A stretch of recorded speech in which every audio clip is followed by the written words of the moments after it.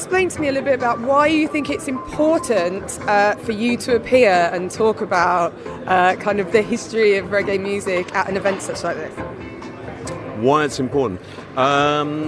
Because I think that it's a project that clearly needs to be encouraged and supported, and I wanted to come along and do my little bit, my little contribution.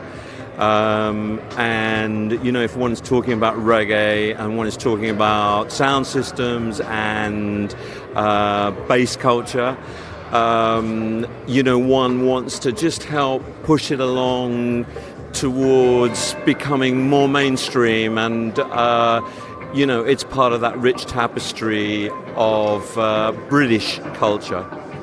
And it kind of got touched on a little bit in the talk there about you kind of being a white man. Yeah. Just talk to me about your kind of personal history with the reggae and black culture and why it touched you and why you like it so much. Why does one like anything? You either like it or you don't like it. And for me, I was kind of in my mid-20s. It was the 70s. I was kind of into soul and funk.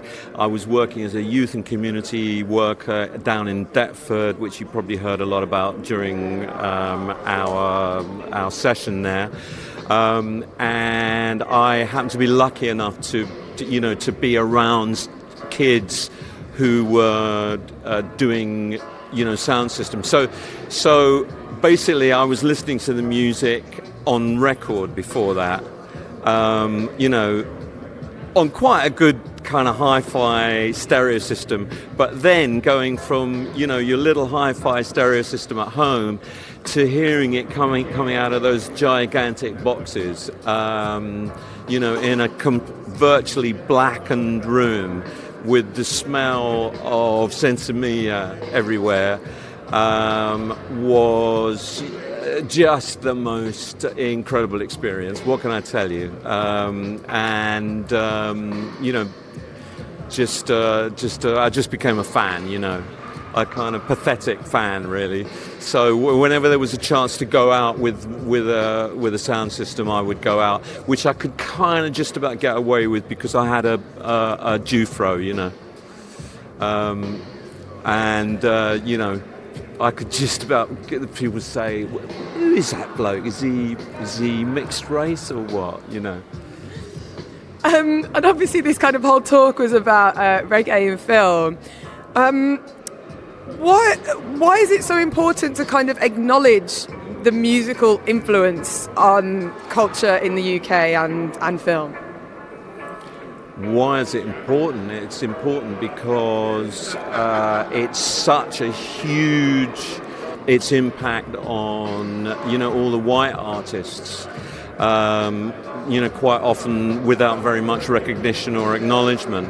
And actually, if you take somebody like Amy, for example, where would Amy be, without, or indeed, what's her face, the great, I've forgotten her name, I'm struggling, the white artist who's just had a baby, Adele. Thank you.